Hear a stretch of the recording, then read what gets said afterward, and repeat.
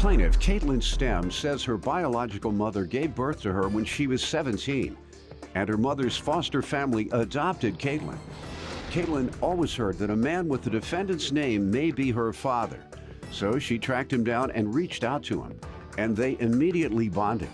However, Caitlyn wants to know the truth once and for all, so she petitioned the court for a paternity test. Defendant Robert Ellington says when he was contacted by Caitlyn, he was devastated that her biological mother never told him about her, although Robert wants to know the truth as well. He says regardless of the outcome, he will always consider Caitlyn to be his daughter. Today we are here to determine paternity, which may have significant legal ramifications that you all might want to pursue. Such legal ramifications could include child support, and if you're within a certain age, you can go back and get child support that you may have missed as a child, and some other legal ramifications that you all might pursue on your own. So it is important that we come to this determination, and so that's what we're doing today. You give me some background here. Well, I'm really just here to find out what is to be truth for me. My biological mom kind of had a rough life growing up. She was in and out of the foster system. So when she was 17, she had returned to a house for the third time and was pregnant with me. At that time, she decided that I was not going to be staying with her. So she, once I was born, she signed over her rights to the state. And so I became part of that foster system in the same home. I don't want to say that I ever felt as if I was in the system, because from day one, my foster parents at the time wanted to keep me. I was officially adopted at 2. So growing up, I obviously knew who my biological mom was. Family friends had said that my biological father was mentioned by the name of a man named Leon. So I kind of reached out via letter. He was a man who was incarcerated at the time. And I never really heard anything back. So I kind of just let it go. What age was that? About 12 or 13 or so. And then I would say about 15, 16, I kind of got back on the whole I want to figure it out thing. So other family friends had mentioned a few names, one of them being Bobby Ellington, the defendant here. Why? Because she was... friend of your mom's during that time? Yes. Okay. My sister from the family whom I was adopted had 2 very, very close friends, which they were the same age as my biological mother. So they were all together all the time within the house. And it came from those 2. So I kind of just tried to search that name. And I kind of just ran into dead end after dead end, so I kind of just gave up. Both adopted parents you were living with? Yes. Did you let them know? Yes. It was never kept a secret from me. And they were fine with it? It didn't hurt their feelings? Or? No. Because it was one of those, in my own timing, I would go and do that, and they were there to back me the whole time. Okay, good. So that's delicate in many instances, you know, because the adopted parent might feel hurt, you know, and that might be a little selfish, instead of saying, hey, I know it might hurt me a little bit, but hey, it's more important for her to find out, so I'll let her find out. So they encouraged you, and that's good. What did you do then after you thought perhaps that the defendant might be your dad? Well, I kind of couldn't find anything. So I just set it aside and just kind of approached it as, in God's timing, I will figure it out. And what age did you come to the belief that he is your father? Last March, I was sitting in my apartment, scrolling on Facebook on my phone, just another regular day. And now it pops up with those little icons of people whom you may know. And Bobby Ellington was a name that had popped up as someone I may know. And we had mutual friends. Because you had been searching? No, we had like 20 or so mutual friends from around the same area. Wow. So Facebook now does that to where like they just put people or things in front of you that So they tell connect people who you. my friends are. Basically. Basically. You got 2 million of them. Yeah. Yeah, but the good news is I have 2.5 million. So good. So they don't know which ones are the good ones or are the bad ones. Right. They just All right. connect you. But yeah, so curiosity got me just whenever I saw his name, and so I clicked on his name to pull up his profile. And when I saw his profile picture, I felt as if I was looking in the mirror looking at his picture. Then I would say about 15, 16, I kind of got back on the whole I want to figure it out thing. So other family friends had mentioned a few names, one of them being Bobby Ellington, the defendant here. Plaintiff Caitlyn Stem petitioned the court for a paternity test because she and the defendant believe that he is her biological father. But they both want to know the truth, once and for all. Let me allow him to speak, and then we'll get back to some of the details. Sir? Your Honor, in March of last year, I was contacted by my daughter, Caitlyn.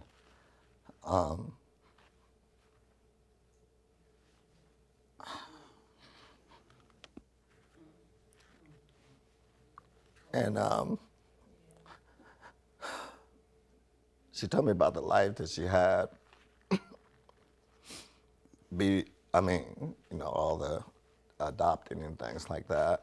And her adopted father passing away is what it really triggered her to want to find her father. It just really hurt me a lot to know that her biological mom could have at least just tried to contact me, whether it was she was or wasn't mine, so that we could have dealt with this at a younger age. But it really hurt me. Do you think she suspected that you might be the father back then? I don't. Her mom? I mean, her biological mother is she's a okay person.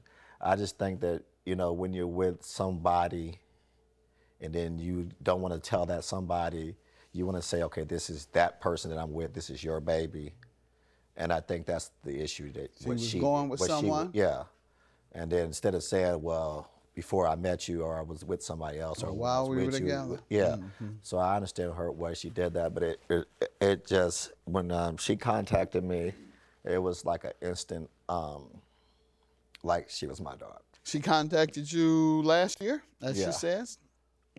And what was that conversation like? Yeah, I got some of the conversations here Let's too. see it. This is the actual conversation of us meeting. All right, so when she first reached out to you on Facebook, she said what?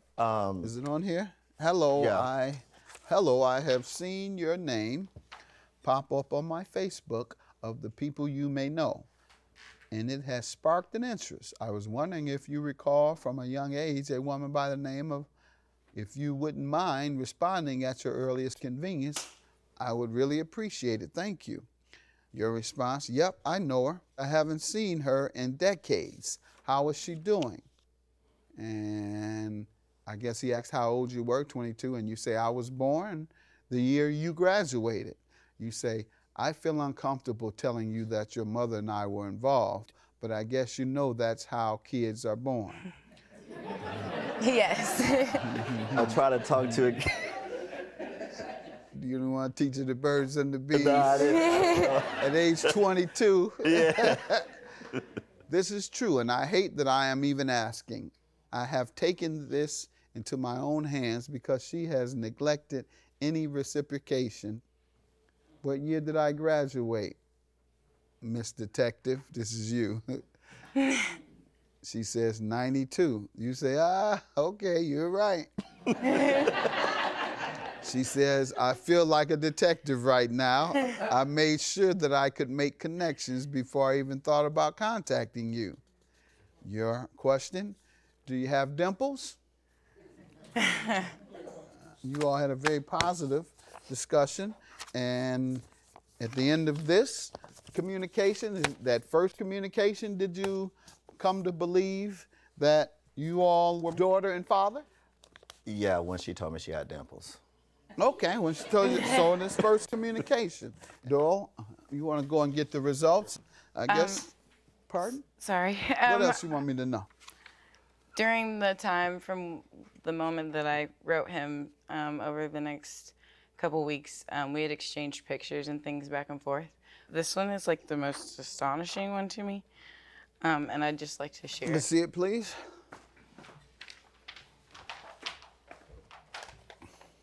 That's a picture Baby of her and pictures. I's babies. Baby pictures are a little tough. That one on the left looks like I did it when I was a baby. With that afro. But there is a striking resemblance here. Sitting in my apartment, scrolling on Facebook on my phone, and Bobby Ellington was a name that had popped up as someone I may know. So I clicked on his name to pull up his profile, and when I saw his profile picture, I felt as if I was looking in the mirror looking at his picture. Plaintiff Caitlyn Stem petitioned the court for a paternity test because she and the defendant believe that he is her biological father. But they both want to know the truth, once and for all. This is what you would need, proof of DNA or proof of paternity. You can go and have your name changed, or it may not be the case at all. I mean, even if it's not, Your Honor, she's, I mean, she can go find her dad, but I'm just going to be her father still. Beautiful, regardless. beautiful, beautiful, beautiful. Beautiful. All right. Well, it looks like it's going to be the latter. You are not the father. Perhaps you can help track down the biological dad. But this is a good story of a man who was anxious to embrace fatherhood. And, you know, mentors serve as dads for young men in particular and for young women. So that's part of what you can look forward to. Serving as the mentor / father, you can look forward to playing a role in the great success that I think she'll encounter. Yeah, So still my baby. good luck to both of you, and you can help her pursue her biological dad and hold her hand while you do. And it may be that you need someone to hold your hand when you do. You just never know. You never know. When you meet him, he might be in very bad shape, and it might be very hurtful to you. But if you have someone holding your hand at that point, it makes things a lot easier. All right, so good luck to you guys, and I'm sure things are going to work out. All right, God bless you. This is Mr. Klein.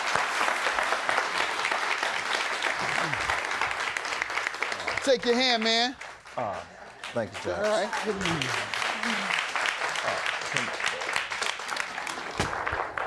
I love you.